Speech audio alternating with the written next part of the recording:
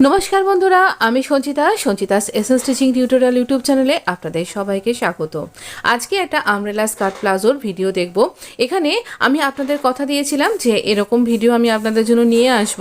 এটা পরে খুব আরামদায়ক আর ভীষণ সুন্দর দেখতে লাগবে। 3 মিটার কটন ফ্যাব্রিক, 43 ইঞ্চ আমার ফ্যাব্রিকের ওয়েটটা। তো এই ওয়েটটা আমি দুভাঁজ করে এভাবে দেখিয়ে দিচ্ছি। দেখুন 43 ইঞ্চ এই ফ্যাব্রিকটার ওয়েটটা।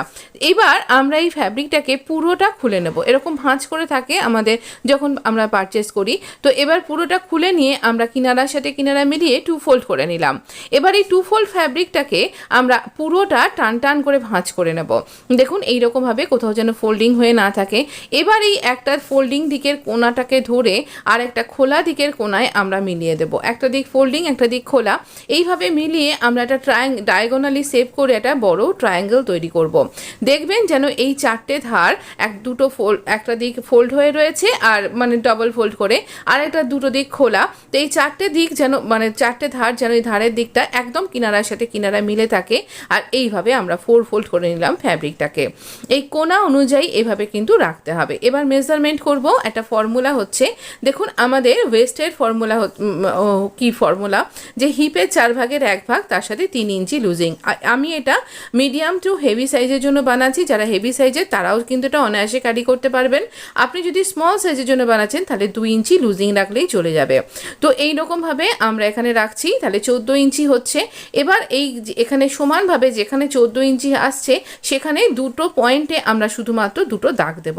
দুটো পয়েন্টে দাগ দিলাম। এবার এই যে কোণা হয়ে এই যে পয়েন্টের অংশটা রয়েছে সেই কোণার দিক থেকে আমরা এখানে মাপবো একটা ধার, তাহলে হচ্ছে 19 ইঞ্চি। এই 19 ইঞ্চি করে আমরা পুরোটাই দেখব কোথায় আমাদের এখানে 19 ইঞ্চি হচ্ছে।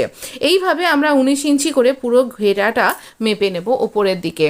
তাহলে দেখবেন একটা রাউন্ড করে একটা শেপ তৈরি হয়ে যাবে। যেরকম আমাদের বডি শেপ ঠিক সেরকমভাবে এরকম শেপটা তৈরি হবে। তো এইরকমভাবে শেপ করলে দেখবেন আপনার মোটামুটি 1 থেকে 1.5 ইঞ্চি হয়তো আপনার এক্সট্রা হতে পারে।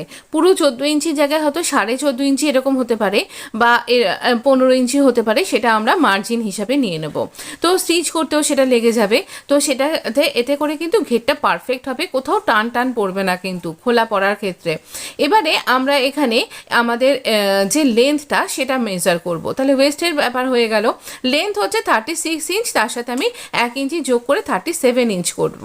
তো এখানে 37 ইঞ্চি যেখানে হচ্ছে সেখানটাতে প্রথমে ওয়েস্ট থেকে যেখানে দাগ দিলাম সেখান থেকে মাপ করলাম।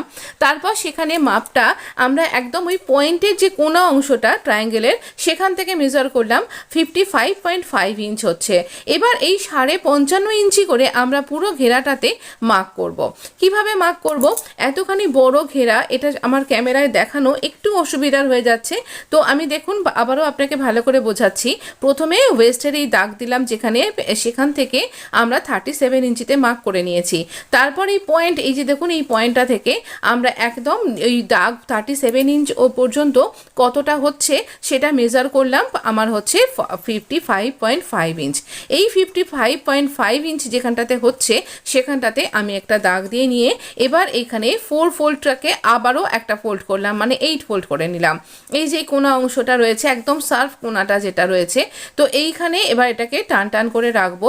রেখে ওই কোণা থেকে আমি একটা পয়েন্ট করে রেখে দেব আমার ইঞ্চি টেপকে, আর এই দিকে ইঞ্চি টেপকে সরিয়ে সরিয়ে মেজার করব। এই দেখুন এইখানে কোণাটায় রাখছি।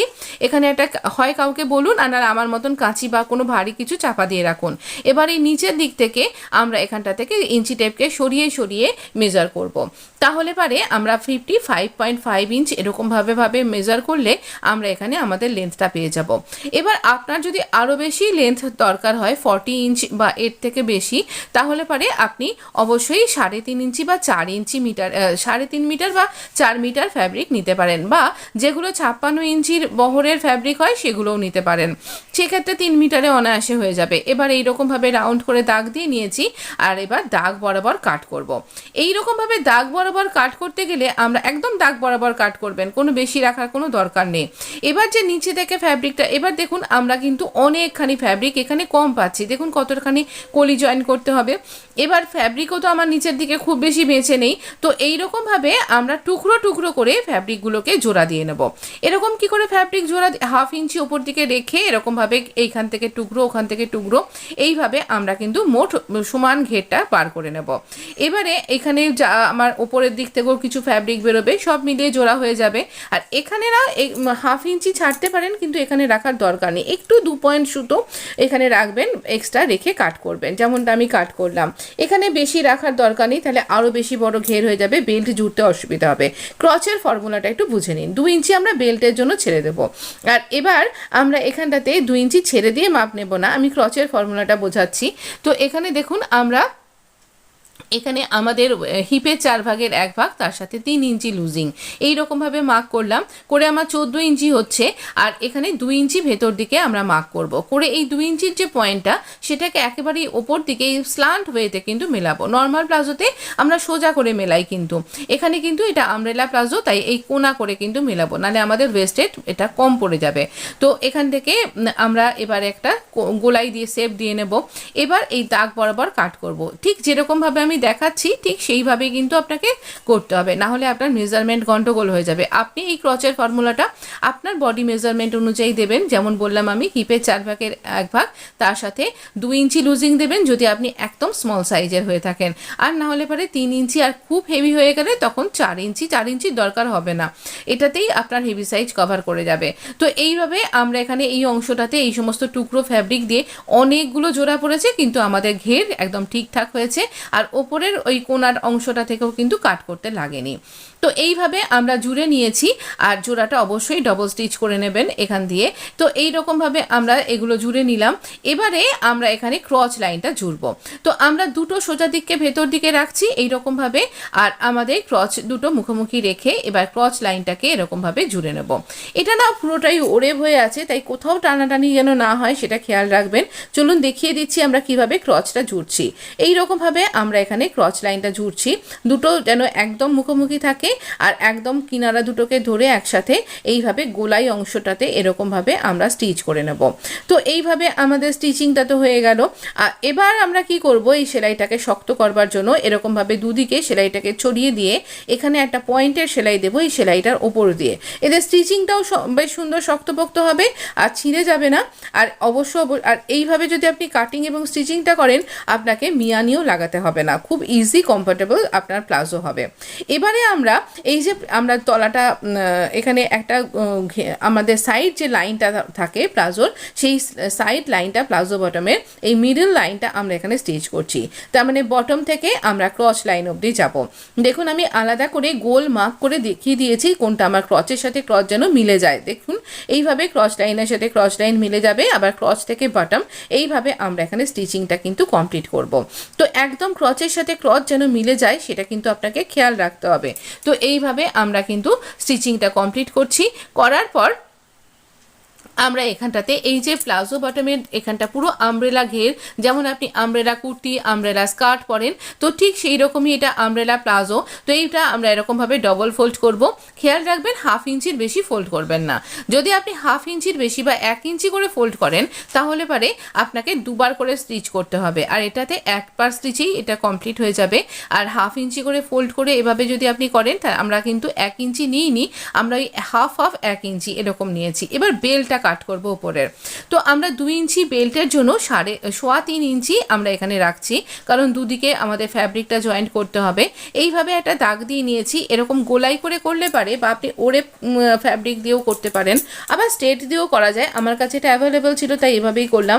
এতে করে কি হবে, আপনার ওই বেল্টে টান পড়বে না, যখন কমফোর্টেবল ফিলিংস হবে। তো এইভাবে আমরা এখানটাতে 2 বার করে এভাবে কাট করলাম। এইভাবে কিন্তু আমি এটা দেখাচ্ছি এই কারণে, যদি আপনি আমব্রেলা প্লাজো বা ঘেরটা বাড়াতে চান, তাহলে এইরকমভাবে এটাকে জয়েন করেও কিন্তু এর ঘেরটা বাড়ানো যায়। তো এবার এই দুটোকে এরকমভাবে সোজা করে স্টিচ করে নেবেন। খেয়াল রাখবেন এখানে কিন্তু একটা দিক বড় একটা দিক ছোট, তো সেটা মিলিয়ে করতে হবে। এবার বেল্টে আমরা জয়েন্ট করব কি করে, এইরকমভাবে ঘেরটা এরকম এতটা বড়, আর এর সাথে এটাকে আমরা সোজা দিকগুলো ভেতর দিকে রাখবো স্টিচিংয়ের জন্য। আর এইরকম ঘের অনুযায়ী কিন্তু আমি বেল্টটাকে মেজার করে কেটে নিয়েছি। আর এবার এখানটাতে এইভাবে স্টিচ করব। দুটোকে সমান সমানভাবে ধরবো। আর এই যে দেখছেন বড় দিকটা সেটা বাইরের দিকে থাকছে, সেটা উপরে ফোল্ড হয়ে আসবে। তো এইরকমভাবে একটা রাউন্ড করে স্টিচ করব। আর যেটা বেল্টটা ঘুরে আসছে সেখানটাতেও কিন্তু এটা 1/2 ইঞ্চি ফোল্ড করে স্টিচ করে নেব। তাহলে স্টিচটা করে নিয়ে আমি এখানে বেল্টটা কি করে জয়েন্ট করবেন সেটা আমি এখানে আপনাকে ভালোভাবে দেখিয়ে দিচ্ছি। এখানটাতে এরকম গোল রাউন্ড করে স্টিচ করে নেব আমরা। তো গোল রাউন্ড করে স্টিচ করা হয়ে গেছে, আর ওপরের কিনারাটা তো একটা স্টিচ করে নিয়েছি, দেখতেই পাচ্ছেন। এবারে আমরা একটা ইলাস্টিক স্টিচ করছি। ইলাস্টিকটা আমার ওয়েস্ট রাউন্ডের থেকে 3 ইঞ্চি কম নিয়েছি। এতে করে একদম সুন্দর পারফেক্ট হবে। তবে আপনি খুব টাইট পরতে পছন্দ করলে ইলাস্টিকটা, তাহলে পারে আপনি আরও 2 ইঞ্চি মানে 5 ইঞ্চি বা 4 ইঞ্চি কম নেবেন। তো এইভাবে আপনি তৈরি করতে পারেন। এটাতে একদম ঠিকঠাক হবে, কোথাও টাইটও হবে না, লুজও হবে না। তো এরকমভাবে রাউন্ড করে আমরা এখানে 3 থেকে 4খানা স্টিচ দিয়ে নেব ইলাস্টিকের। তো তারপর আমরা এখানে ইলাস্টিকটাকে ইনসার্ট করব। ইলাস্টিক কী করে ইনসার্ট করতে হয় এর আগে আমি অনেকবার দেখিয়েছি, তবু আবারও একবার দেখিয়ে দেওয়ার চেষ্টা করছি। তো এইরকমভাবে আমরা এখানটাতে ইলাস্টিকটাকে স্টিচ করে নিলাম, দেখতেই পাচ্ছেন এতগুলো স্টিচ করেছি। এবার আমরা এই যে স্টিচটা করেছি, যেখানে আমরা এই বেল্টটাকে স্টিচ করেছি সেই অংশটা আমরা এই ইলাস্টিকটা ভেতরটায় রাখছি, আর এই স্টিচিং লাইনটার ওপরেই আমরা এখানে স্টিচ করব। এইভাবে পুরো রাউন্ডে স্টিচ করব। একটুখানি স্টিচ করার পরে আপনি বুঝতে পারবেন বেল্ট আপনার ইলাস্টিকটা কম পড়ে যাচ্ছে, তখন ভেতর থেকে টেনে খিঁচে বার করে নিয়ে স্টিচ করতে হবে। আর অবশ্যই স্টিচিংয়ের পরে আপনার বেল্টের সাথে এটাকে জুড়ে নিতে ভুলবেন না। ভিডিওটা এতক্ষণ অবধি আপনি যখন দেখেছেন, যদি মনে হচ্ছে এটা ইউজফুল, তাহলে অবশ্যই একটা লাইক দিতে ভুলবেন না, আর বন্ধুদের মধ্যে শেয়ার করতেও ভুলবেন না। এই হচ্ছে তার কমপ্লিট লুকটা। এতখানি ঘের হয়েছে যে পুরো পরলে লেহেঙ্গার মতন দেখতে লাগবে। আমি এটা নর্মাল এরকম সিম্পল ফ্যাব্রিক, বা এটা আমার ম্যাচিং একটা কুর্তির সাথে সেই জন্য করেছি, একটা কোয়ার্ট সেটের সাথে এটা পরা হবে, তো সেই জন্য এরকম কালার নিয়েছি। আপনি অবশ্যই পার্টি ওয়্যার করতে পারেন। এখানে মাঝখানে একটা স্টিচ করে দিলে পারে দেখবেন সুন্দর হবে। আর যখন ফোল্ড করে এটা স্টিচ করবেন, মাঝে মাঝে কিছু দূর অন্তর অন্তর বেঁকে যাবে সেলাইটা, সেই সময় একটা করে প্লিট দিলেই আপনি সোজাভাবে সুন্দরভাবে স্টিচ করতে পারবেন। এই ভিডিওটা ভালো লাগলে অবশ্যই আমার পাশে থাকবেন, সাবস্ক্রাইব করতে ভুলবেন না। ধন্যবাদ বন্ধু।